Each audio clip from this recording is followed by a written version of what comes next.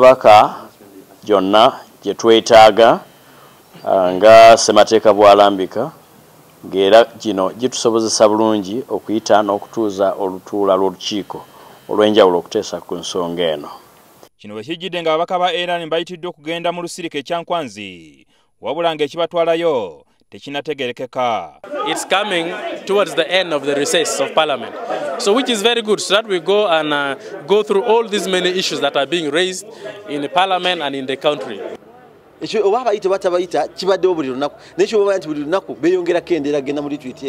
President si alina okutuwa obuyinza, si alina okuwa Parliament obuyinza dirwetuula nadirwe talina kukola ki kutuula.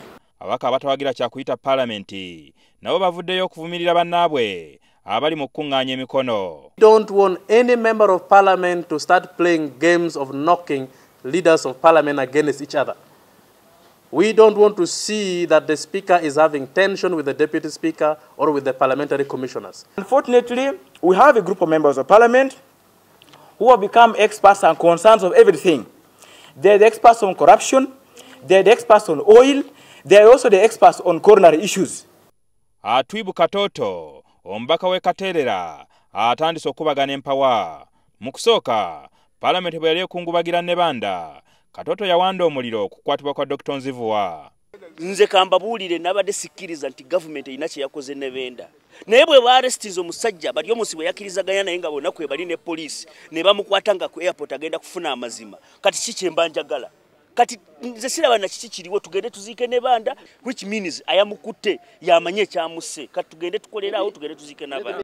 Bino mbaka ono abyeganya olwaleero. I said I'm not denying, but I did not say that the government killed.